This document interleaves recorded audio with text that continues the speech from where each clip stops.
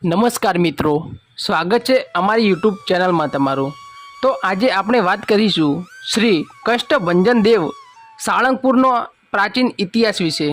તો મિત્રો, શ્રી હનુમાનજી એટલે કષ્ટભંજન। દરેક કષ્ટભરી પરિસ્થિતિમાં શ્રી હનુમાનજીનું સ્મરણ માત્ર તમને વિકટભરી પરિસ્થિતિમાંથી ઉગારી લે છે। હનુમાન જયંતિ પર વિશેષ પાઠ અને દર્શનનો અમૂલ્ય લાવો લેવા ભક્તજનો શ્રી હનુમાનજીના વિવિધ મંદિરે જાય છે। આવા જ એક વિખ્યાત અને કષ્ટ નિવારક મંદિર વિશે આપણે જાણીએ। આ મંદિર ભક્તજનોમાં કષ્ટ નિવારવા માટે તેમજ જેમને ભૂત પ્રેત કે અનિષ્ટ તત્વોથી પીડાતા હોય તેવા લોકો માટે આ મંદિરનું ઘણું સત્કારી તેમજ ચમત્કારી મનાય છે।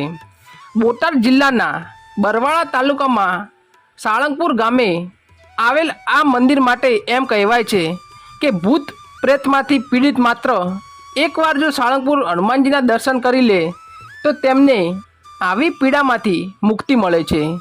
આ ઉપરાંત માનસિક રીતે વિકલાંગ લોકો અને મંદ બુદ્ધિના લોકો પણ આ મંદિરમાં હનુમાનજીના દર્શનનો અવશ્ય લાભ લે છે।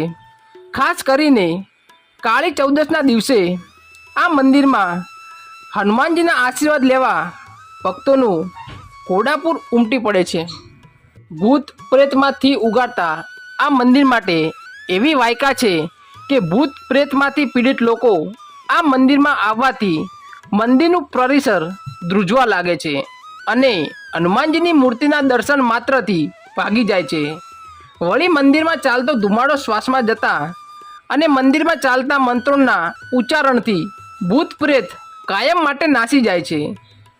સાળંગપુર મંદિર આશરે 150 વર્ષ કરતાં પણ જૂનું છે અને તેની સ્થાપના પણ જાણે શ્રદ્ધાળુઓનું કષ્ટ હરવા માટે થઈ છે।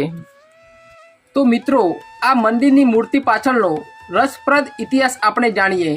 સ્વામિનારાયણ સંપ્રદાયના સંત શ્રી સ્વામી સહજાનંદ ઘણું ખરું ગઢડામાં રહેતા હતા। તેમને સંપ્રદાયના વડા તરીકે નિયુક્ત કરેલા। વડતાલની સ્વામી ગોપાલાનંદ વારંવાર વડતાલાથી ગઢડા પ્રવાસ વખતે વચ્ચે સાળંગપુરમાં વિશ્રામ કરતા। સાળંગપુરના સ્વામિનારાયણ ભક્ત દરબાર જીવા ખાચર હંમેશા સાધુઓની સેવા કરતા, તેમની ભક્તિ કરતા। સમય જતાં જીવા ખાચર બાદ તેમના પુત્ર વાઘા ખાચર પણ તેમની ભક્તિ કરતા રહ્યા। એવી લોકવાયકા છે કે આજથી 150 વર્ષ પહેલાં સાળંગપુરમાં ભારે દુકાળ પડ્યો હતો। પ્રાણી હોય કે મનુષ્ય, પાણી વિના દરેકની હાલત દયનીય બની। આ દુકાળ સાળંગપુર આખાને પરખી લેશે તેમ જણાતું। આ સમયે વાઘા ખાચરે શ્રી ગોપાલાનંદે સ્વામીને વિનંતી કરતાં કહ્યું કે સ્વામી, અમારી તો 2 પ્રકારના દુકાળ પડ્યા છે। એક, 3 વર્ષથી વરસાદ નથી થયો અને બીજું, આ બોટાદ અને કરિયાણીના દરબારો સમુદ્ર હોવાથી તેઓ સંતોને રોકી રાખે છે, જેથી અમને સત્સંગનો લાભ નથી મળતો। આ સાંભળી ગોપાળાનંદ ગંભીર બની ગયા અને તેમને કહ્યું કે ભીડ ભાગે એવા હનુમાનજીની પ્રતિષ્ઠા કરી આપું। ગોપાળાનંદ સ્વામી સાળંગપુર પધાર્યા। ત્યાં વાઘા ખાચર તેમને બહાર ધાર પાસે લઈ ગયા। ત્યાં સ્વામીએ વાઘા ખાચરના પૂર્વજો જેમને વીરગતિ પ્રાપ્ત કરેલી તેમના પાળિયા જોયા। એમાં દરબારશ્રી એક પાળિયો બતાવી કહ્યું કે આ અમારા ઉગા બાપુ ખાચરનો પાળિયો। ગોપાળાનંદ સ્વામીએ કહ્યું કે દરબાર, આમાં હનુમાનજીની મૂર્તિ કંડારીએ તો? વાઘા ખાચરે સહમતિ આપી અને ત્યારબાદ આ પાળિયો ગઢમાં લવાયો અને સ્વામીએ હનુમાનજીનું ચિત્ર બનાવ્યું અને એક કાંજી કડિયાને બોલાવી કહ્યું કે આમાં એવી મૂર્તિ કંડાર કે વિશ્વમાં તેની નામના થાય। ત્યારબાદ સ્વામીજી મૂર્તિને સાળંગપુર લઈ ગયા અને વિક્રમ સંવત 1905ના આસો વદ પાંચમના દિવસે સાળંગપુર ગામમાં યોગીરાજ ગોપાળાનંદ સ્વામીએ અનેક સંતો, વિદ્વાનો, બ્રાહ્મણો અને હરિભક્તોને આમંત્રિત કર્યા। ભવ્ય મહોત્સવમાં શ્રી કષ્ટભંજન હનુમાનજી મહારાજની સ્થાપના કરી। સ્વામી ગોપાલાનંદના મુખ્ય શિષ્ય સુખમુનિએ આરતી કરી। આરતી સમયે સંત ગુરુ શ્રી ગોપાળાનંદ સ્વામીએ એક લાકડીને પોતાની દાઢી સાથે ટેકવીને મૂર્તિ સામે ત્રાટક વિધિ કરતા ઊભા છે. પોતે સંકલ્પ કરે છે કે આ મૂર્તિમાં હનુમાનજી મહારાજ આવિર્ભૂત થાઓ. ત્યારે આરતીના 5 તબક્કા બાદ મૂર્તિ હલવા લાગી. ગોપાળ સ્વામીએ શ્રી હનુમાનજી મહારાજને વિનંતી કરી કે આપણા ચરણે આવેલ હર કોઈ મનુષ્યના દુઃખ દૂર કરજો, પીડિતોને સર્વ પ્રકાર મુક્ત કરી એ સર્વના ઉદ્ધાર કરજો. મૂર્તિ તો હજુ સુધી ધ્રુજતી હતી, તેથી ભક્તોએ સ્વામીને પ્રાર્થના કરી કે સ્વામી, બાજુમાં ઘટ પૂરતી શ્રી ગોપીનાથજી મહારાજ તથા ધોલેરાના શ્રીમંત મોહનજી મહારાજનું મહાત્મય ઘટી જશે, માટે મૂર્તિને ધ્રુતિ બંધ કરો. ત્યારથી આ મૂર્તિ ભક્તોના કષ્ટ નિવારવા લાગી છે.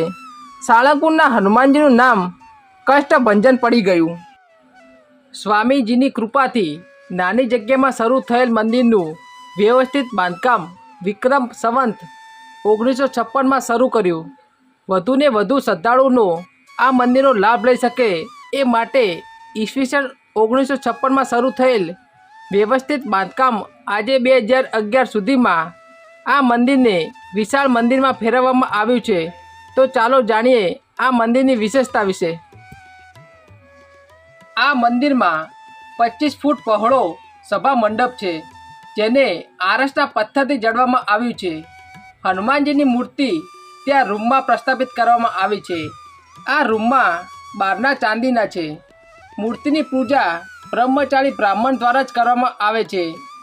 મંદિરના ગર્ભગૃહમાં આચાર્ય કે કોઠારીને પ્રવેશ નથી. મંદિરની આસપાસ ખુલ્લી જગ્યા છે. સવારની મંગળા આરતીથી દર્શન શરૂ થાય છે, જે બપોરના 12 વાગ્યા સુધી ખુલ્લા રહે છે. ત્યારબાદ બપોરે 4 વાગે આ મંદિર ખુલે છે અને સાંજે સંધ્યા આરતી બાદ મંદિર બંધ થાય છે. બધી જ જાતિના અને ધર્મના લોકો અહીં દર્શન કરવા માટે આવે છે. દેશના જુદા જુદા વિભાગોમાંથી અને રાજ્યોમાંથી આવેલા ભક્તોની મનની મુરાદ અહીં પૂરી થાય છે. એવું કહેવામાં આવે છે કે દુષ્ટાત્માઓ કે પ્રેતાત્માઓથી પીડાતા ભક્તોનો અહીં આવી દર્શન કરવાથી છુટકારો થાય છે. પ્રેતાત્માવાળી વ્યક્તિ મંદિરના પરિસરમાં પ્રવેશતા જ મંદિર ધ્રુજવા લાગે છે. ભગવાનની મૂર્તિ સામે આવતા જ અને ધૂપનો ધુમાડો તેના શ્વાસમાં જતા તેમજ હનુમાનજીના મંત્રો ભણતા જ પ્રેતાત્મા નાસી જાય છે. મંદિરની પાસે જ ધર્મશાળા આવેલી છે, જેમાં 50 રૂમો છે. ત્યાં રહેનાર ભક્તોને મફત જમાડવામાં આવે છે. ભક્તોનો જે ઈચ્છા હોય તે ભગવાન આપે છે. મંદિરના સ્થાનક પાસે ગૌશાળા છે. મંદિરની વ્યવસ્થા કમિટી પાસે 6000 એકર જમીન ઇનામમાં મળેલી છે, જેમાં 200 એકરમાં મંદિર તરફથી વાવણી કરી અનાજ ઉગાડવામાં આવે છે. સાળંગપુર હનુમાનજી મંદિર પાસે સ્વામિનારાયણ મંદિર આવેલું છે. આ મંદિર અક્ષર પુરુષોત્તમ સેવા સંસ્થાનું મંદિર છે. તેમાં સ્વામી સહજાનંદ સ્વામી યજ્ઞ પુરુષદાસની પ્રતિમાઓ છે અને સ્વામી સહજાનંદ સ્વામીના પગલાં છે અને અન્ય મંદિર રાધાકૃષ્ણનું મંદિર છે. આમ સાળંગપુર હનુમાનજીના મંદિરનું ઘણું મોટું મહત્ત્વ છે. તો મિત્રો, આ હતો હનુમાનજીનો ઇતિહાસ. તો મિત્રો, આવા જ ઇતિહાસના અવનવા વિડીયો જોવા માટે અમારી આ યુટ્યુબ ચેનલને સબસ્ક્રાઈબ કરવાનું ના ભૂલશો.